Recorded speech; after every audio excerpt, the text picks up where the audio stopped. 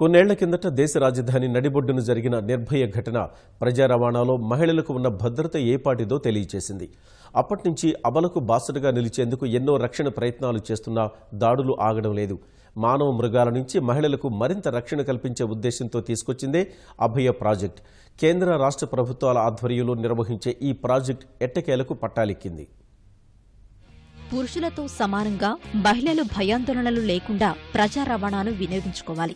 ఇదే అభయ ప్రాజెక్టు ముఖ్య ఉద్దేశం. ప్రయాణంలో ఎటువంటి అవాంఛనీయ దుశ్చర్యలకు తావివ్వకుండా ప్రత్యేక భద్రతా వ్యవస్థను ఏర్పాటు చేయడమే ఇందులోని రక్షణ సూత్రం. సుదీర్ఘకాలంగా పరిశీలనలో ఉన్న ఈ నూతన వ్యవస్థ ఎట్టకేలకు అందుబాటులోకి వచ్చింది. మహిళలు సురక్షితంగా ఇళ్లకు చేరేలా పూర్తి భద్రత కల్పించే కోణంలో దృష్టి పెట్టాలన్న ముఖ్యమంత్రి ఆదేశాల మేరకు పోలీస్, రవాణా శాఖ అధికారులు అభయ ప్రాజెక్టును పర్యవేక్షించనున్నారు.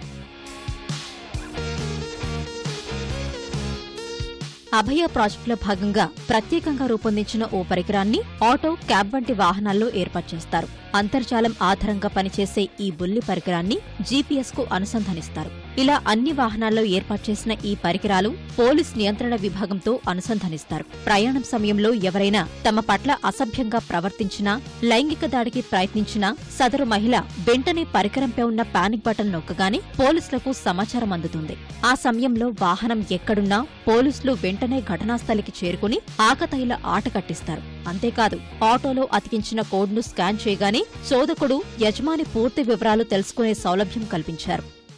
సో జనరల్గా చాలాసార్లు మనం గమనిస్తున్నది ఏంటిదంటే, ఆడపిల్లలు కానీ చిన్నపిల్లలు కావచ్చు, పెద్దవాళ్ళు కావచ్చు, వాళ్ళు పబ్లిక్ ట్రాన్స్పోర్ట్లో వెళ్తున్నప్పుడు వాళ్ళకి పలు రకాల ఇబ్బందులు జరుగుతుంటాయి.